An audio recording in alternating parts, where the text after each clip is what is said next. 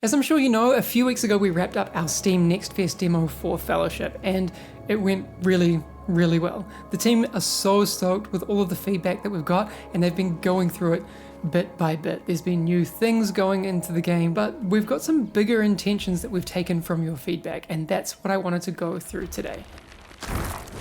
So we put some questions to Axel, our game director and CEO, to find out exactly what we're taking from this feedback. The first one I wanted to cover was, what are we doing with the difficulty curve? What did we learn from this compressed timeline of this public playtest, and how might we use that going into the future of Fellowship? So in the playtest, at plus 15 was where you could get the highest item level loot from the items. And we want the journey to plus 15, or wherever that difficulty is set, we want that to be interesting as well. We want that to be something that takes a bit of time, but also where players feel like there's actually a reasonable motivation to use currencies to upgrade items and start to use the different systems and explore their talents and gems and all of these things over time, while still in that kind of, the game is still growing your power through just item level as well. So we felt that went a little bit too fast. So we're discussing exactly how we're going to want to.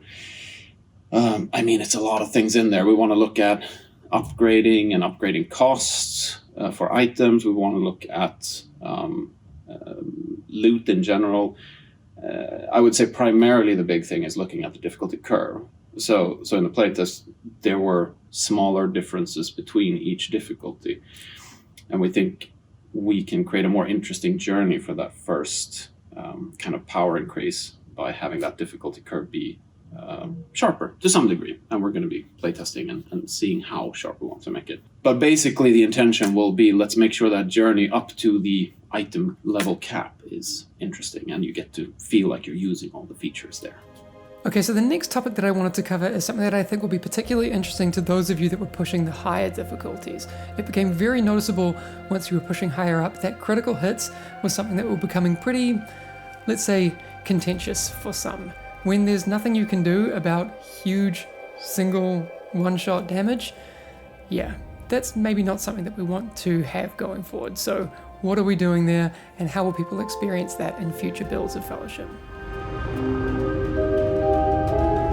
So basically, in the playtest we had, there are a lot of enemy abilities that cannot crit. And the reason why we do that is when enemies critically strike, as you're increasing difficulty, there is a place where critical strikes will surprise you and just kind of kill you outright. And it's very random, and that generally, we feel, isn't the most fun way to experience how challenge increases. So we even in the playtest, we remove critical strike from a lot of the enemy abilities so that we can tune the damages to the place where you definitely feel the impact of more important abilities compared to less important abilities without them starting to one-shot you randomly. For the playtest, however, we still kept that, what we call filler casts. So filler casts are mostly casted abilities that are kind of projectiles, stuff like that don't have a long cooldown. So it's something that enemies will use a lot. A good example is like Shadow Bolt on the Invokers, or struggling to come up with some names on the other ones, but basically spammable bolts. Necrotic Bolt on the Nightbound Magi in Empyrean Sands. So those abilities would still crit. And the theory we had there going into the playtest was, because filler casts are generally they're interruptible. So it's kind of adding, as you get to those difficulties where those projectiles are starting to potentially one-shot you if they crit, it adds more of a demand on players to manage their interrupts, and they can no longer ignore interrupting these projectiles.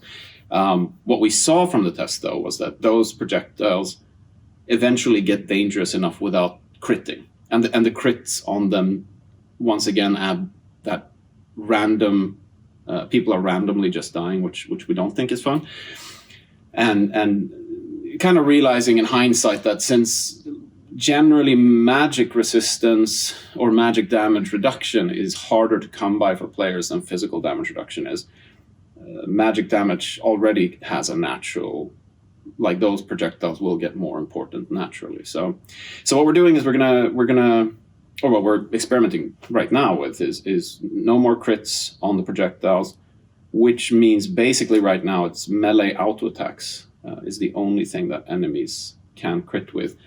There may be exceptions, but then it's a specific mechanic we've made, like something you need to do, or the boss or this enemy will start making crits, or if it's a buff or something like that. But generally it'll just be melee auto attacks. All right, so this next one I totally experienced myself. I know that people who maybe pushed up above +5 once you started getting curses happening, and when those kind of overlapped with enemy abilities and especially bosses, there kind of was a situation where you had the worst Venn diagram of those two things overlapping, where there was nothing you could do as well. So what are we doing in those situations?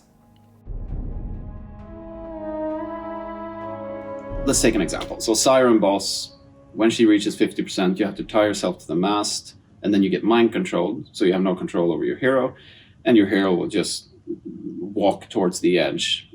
But since you've tied yourself to the mast, you'll kind of all end up in this specific spot. And then if we have a curse like meteor rain, which causes a bunch of meteors to rain down and stun everyone, and they can deal quite a bit of damage, especially if they are if you get hit directly by the meteor as it's coming down. So when those overlap, you can't move. There's nothing you can do, and the curse is killing you, and there's nothing you can do about it. So that's not fun, we think, and it's kind of interesting because we have made a system to handle that, which I'm assuming players probably didn't notice in the playtest. But what we've done is that actually so curses are like Meteor Rain and Binding Ice. These are usually on a timer, like a random timer, and they'll trigger every now and then as you're doing the dungeon. And what we had going into the playtest was already like the realization of there's going to be bad overlaps with some boss mechanics specifically. So we actually had that curses don't trigger in that way when you're in a boss fight. So when you're in a boss fight, the cooldowns of the curses will continue counting down. But when the cooldown finishes, the curse won't trigger instantly in the boss fight. Instead, we're going to say certain abilities on this boss will open a little window where a curse can get triggered and then close that window again. And the intention behind that was to avoid these kinds of situations. And I think we caught a fair bit of them. There's probably some tweaking that we need to do, but I think generally, as another example, Cithril, the last boss in Cithril's Ascent, she has this big comet where you have to soak the damage and stand together to do it. And I think we managed to use that tool to make sure that meteor never happens at the same time as Binding Ice, for example, because then it's a similar situation where you're just going to die because you need to soak, it deals a lot of damage, and then this big Binding Ice explosion goes off at the same time. And you would get rooted, and the second explosion would definitely kill you. So I think we managed to, as an example, to use this tool that we have to avoid that overlap. But the Siren boss is not a... the Siren boss happens when the boss reaches a certain amount of health. And that mechanic itself, we see now, is that's a place where we actually have to also add, like, hey, during this sequence, we shouldn't be triggering curses.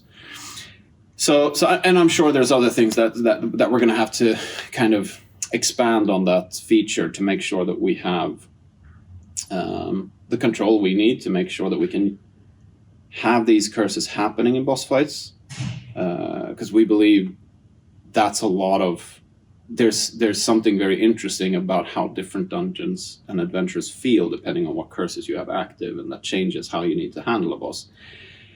But we are definitely intentionally wanting to control that and make sure it's not just randomly happening and creating bad overlaps. So yeah, something we're definitely working on. In the public playtest that you all played, we introduced some new character progression things, notably the gems system that we really learned a whole lot from. We got a bunch of feedback on it as well. So I'm interested to learn, what did we learn from it, and what are we maybe thinking of doing with character progression in future builds for Fellowship? Let's start with gems. I think that's the big one. Generally, we feel like gems was a success as trying out a system that gave a lot more choices for players to kind of experiment with. And we also got to try out having a cap on that in the playtest, because you could only get 80 small gems in total during that week. The way the players were interacting with that felt positive to us. There were a few things that we're going to want to update on the gems. One thing is, so we're currently working on another progression system, and I'm not going to spoil too much about that system yet. But one thing we wanted to do after having seen the playtest with the gems is we want to take out the bigger powers that were in the gem track. So you would have, like, if you invested into Ruby, you would eventually get Ruby Storms, which would give you a chance to spawn these big Ruby whirlwinds that dealt damage based on your max health. We had Topaz Winds if you went into Topaz, which gave you a proc that gave you cooldown recovery. So there were these kind of abilities on the 6th and 12th kind of bonus that you unlocked on each track. Those we're going to want to pull out of the gem system. So basically the gem power-up tracks would go from 12 to 10. So we're keeping all the other bonuses that were in there, because we thought there were a lot of cool ways that players were kind of finding their builds on that. But move those out, and then we're going to move those powers into this new progression system that we're working on. Primarily because we felt for like a limited 1 week playtest, those gem powers work great. We saw players experimenting and having fun with it, but we realized, like, okay, let's say this is week 4 and everyone is running around making Ruby whirlwinds and green spikes and spawning blue little aura stones and stuff. We felt like that's going to potentially start taking away from the identity of the heroes. So we want to still have them in the game, but that they're a choice between that and other powerful effects that are tied to this new progression system. Now, I talked about this on stream a lot, and disclaimer, this is my personal opinion. I love when loot is rare, hard to find, and maybe takes a while to drop, but I will admit that there were a lot of times in the public playtest recently when it just got a little out of hand. If you'd been playing the game for 10, 20, 30, 40 hours, which a lot of people did, and you still were wearing the base gear in a specific slot, that's just not it. So what are we doing there? We definitely heard the feedback from all of you, or not all of you, but enough of you to realize that we need to address the randomness of gearing, like basic items and how you get them.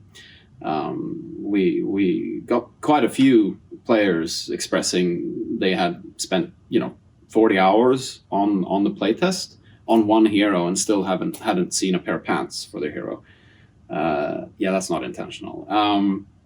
So we're definitely going to look at that. We have some ideas for how we can make sure that there is basically it's just all real randomness is random, and when you have systems like that, you will get some degree on a bell curve, you will get some degree of very extreme streaks. That's just how it works.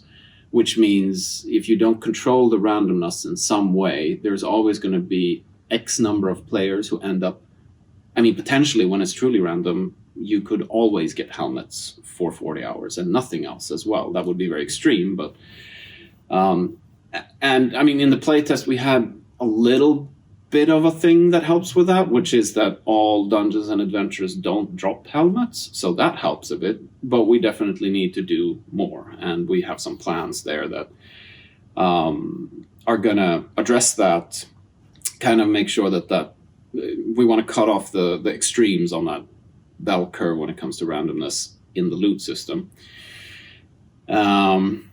While at the same time, and that's the challenge with these kinds of things, like when you want to control randomness, what can easily happen is you control it in a way where it becomes gameable. And what I mean by that is players are very good at figuring out how to abuse systems, which is kind of the point of gaming. I mean, if you're competitive, at least, for sure. So we need to make sure that we design this in a way where it doesn't give the adverse effect of players can now like farm one dungeon for 10 hours and then they know for sure that they're going to get exactly the item that they need from another dungeon. So there's some challenges to this, but we've got a good idea for how we want to handle that. So we're definitely going to make sure that we don't end up in that scenario anymore. Okay, this one is legit fun and exciting. It's something that if you've connected the dots, you know is going to happen. I mean, we've basically said as much, but this is going to be the first kind of statement that I've managed to get from the dev team outside of myself about what we're planning to do with weapons in Fellowship. Let's go. You know, weapons are traditionally in RPGs kind of one of the main things that people enjoy acquiring and are excited about when they drop. They're usually very powerful. And that's not lost on us. During the playtest, we didn't have any weapons. It was all armor, helmets, and rings and necklaces. We had relics in there, but no weapons. And I want to confirm that we like weapons as well. And we have plans to add weapons for early access. I mean, the reason actually that we didn't have weapons in the playtest build is we want to do something fun with weapons. We want it to be more than just an item that has more stats. Make something a bit more impactful with weapons and how they play into the progression systems. I would say we're still exploring exactly how weapons is going to work, so I don't want to give kind of false expectations on exactly what it's going to be. But I'll say that one thing that we're looking at right now is that you may have noticed in the playtest that each of the heroes that were in the playtest had one missing ability on their action bar. That's definitely something that we are also aware of as we're talking about weapons. And also, like I said, we want weapons to be exciting, so we want there to be some choices for players to make, and we want weapons to be something that players kind of can experiment with and explore over a longer time during the season. But if I talk about, because I know we got some questions about that too, there were quite a few people actually, players in the playtest, that were talking about that gems felt very powerful. I think that's solid feedback. Now that we're adding weapons and we want those to be very powerful, yeah, we're probably going to adjust gems a bit. However, the plan for gems was also always to have it be something that you are progressing through for a longer time in each season.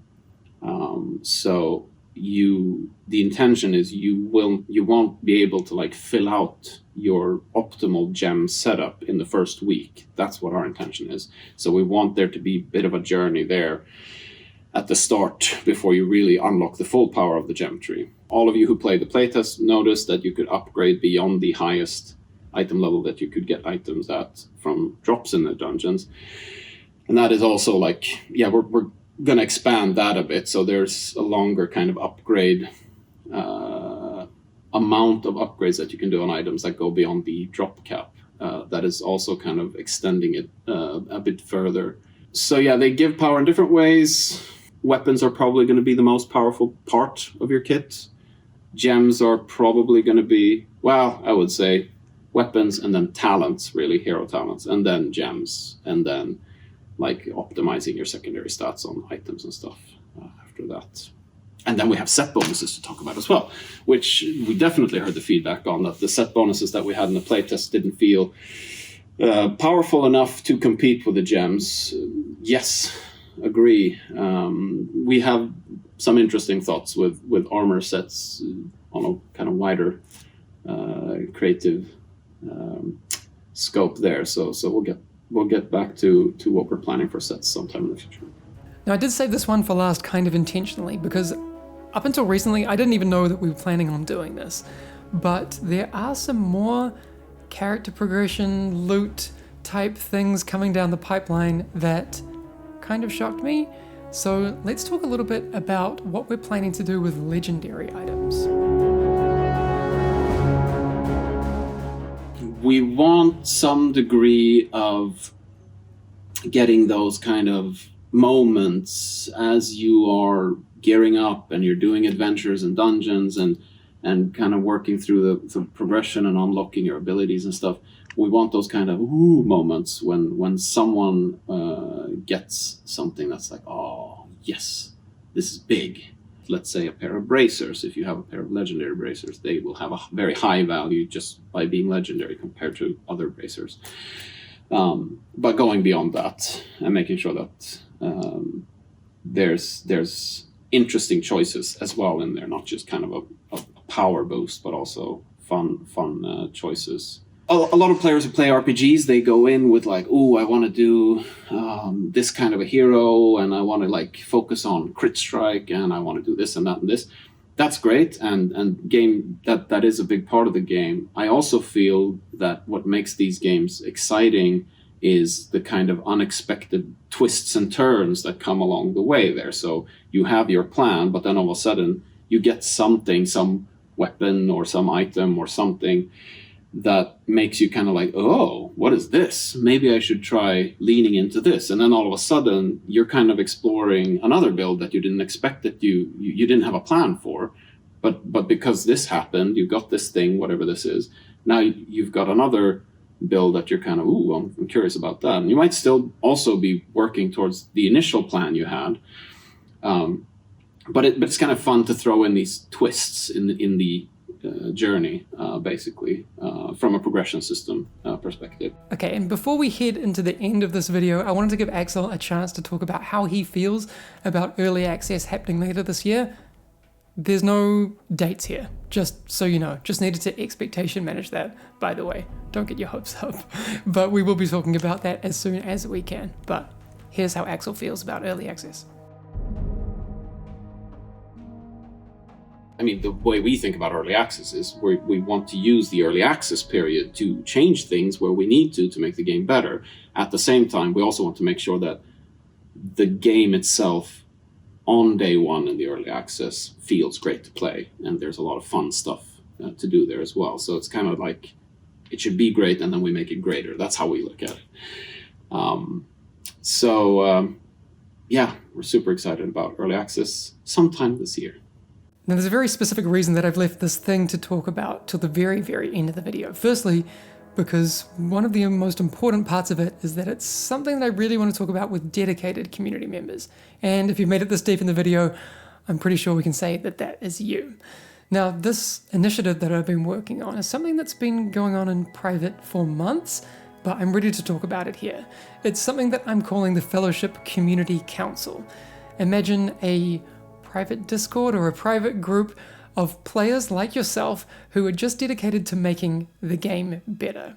So what we've already started doing and will continue to do is grow this group, but it's a group of players that are under NDA, so we can talk directly with them and be very, very open about the development of our game and get that feedback as soon as we can to make this game better, because that is absolutely the core goal with it.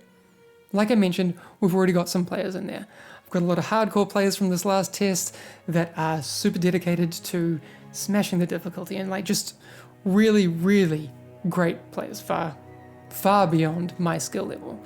But I really want to find some more player profiles that can kind of round out and give us a holistic view of how we can make this game better, because that's going to mean a lot of different things to a lot of different people. So if there's things about making the user experience more frictionless for you, things that are points of confusion, or making the accessibility better, or anything that is going to make Fellowship a better product at early access and going forward into the future, your perspective could be valuable to us. And I was going to put together a really convoluted application process, but I would say let's keep this simple. Basically, just DM me on Discord with why you think you'd be a good candidate for this. And, here's a little hint. I'm looking for a wide, diverse range of profiles here. So if you come from ARPGs, MOBAs, never played these games before, your input could look really valuable, even though maybe you think it might not. So give it a shot, because we really want to get your perspective. But yeah, just DM me on Discord and write me something about why you think you'd be a good fit. Maybe you want to record a little something.